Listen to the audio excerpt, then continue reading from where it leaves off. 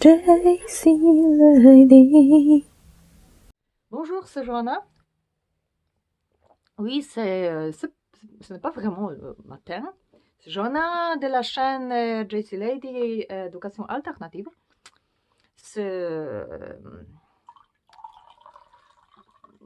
Comment dire, c'est le matin, mais un petit peu plus tard. Je vais faire cette vidéo avec de la neige, parce que je suis en Pologne et il neige.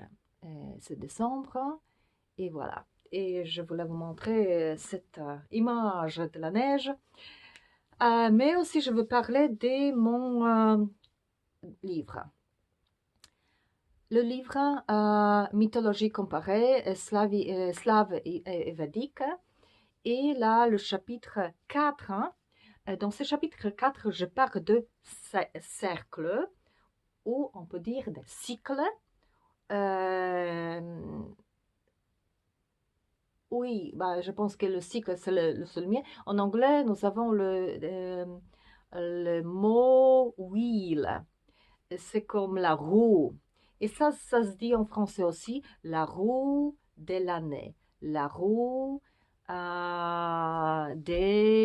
du monde.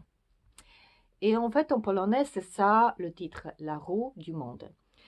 Donc, dans le chapitre 4, je parle surtout de ça, de cycle, euh, euh, roue. Et dans le chapitre 5, je parle des croix. Mais, en fait, c'est tout ensemble, comme je dis avant. C'est tout ensemble parce qu'en fait, il faut euh, square the cycle, square the circle. Ben, ça veut dire il faut dire que les cercles. Oh là là, j'ai très peu de place dans mon téléphone.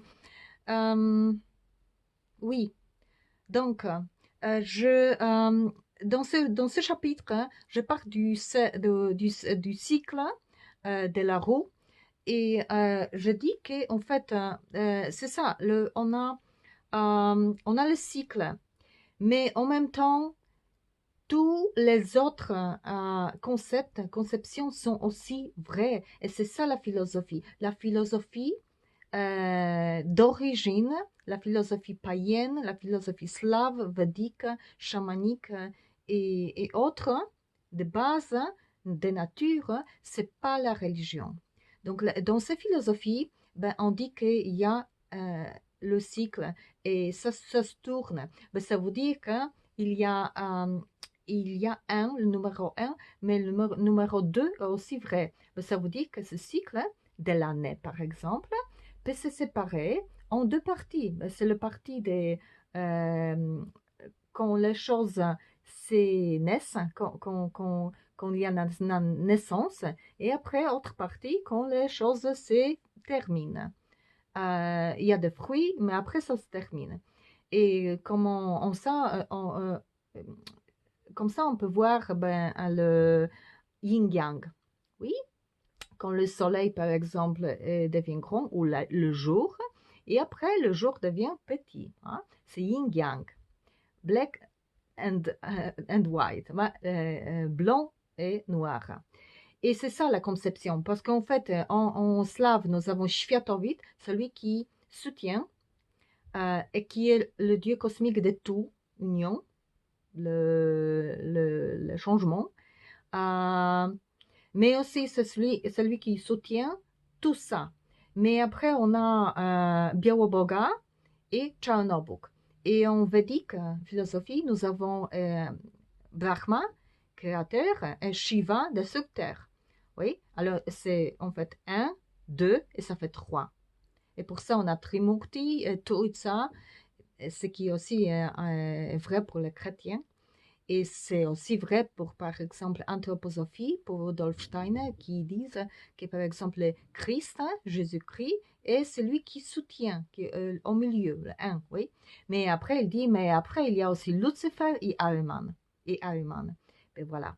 Mais on va dire qu'il y en a plus. Il y a aussi la catégorie telle que Tamas, ce sont Oui, là, une catégorie qu'on utilise pour astrologie, par exemple.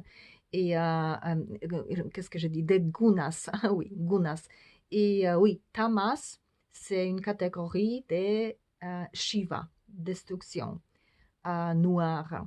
Et sattva, ça va être celui qui soutient. C'est cette catégorie qui soutient. Oui, la notion, oui, qu'on soutient quelque chose. Et on a aussi Rajas, c'est la création. Mais même si on voit les Vedas et les histoires des archétypes, tels que Ramayana par exemple, cette histoire mythologique, nous avons que ce sont des archétypes. Encore la même chose.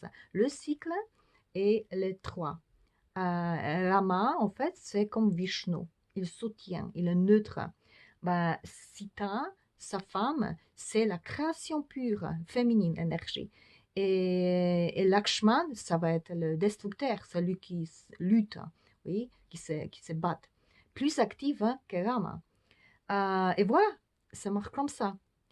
Et bon, si on parle de cycle, bien sûr, on va parler des saisons et qu'est-ce qui se passe dans chaque partie. Le printemps, l'été, l'automne, l'hiver, hein, et chaque partie de l'année. Et on a des rites de passage à chaque.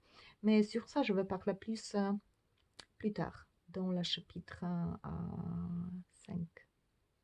À plus et abonnez-vous s'il vous plaît, je vais vous en parler plus de mon livre. Au revoir.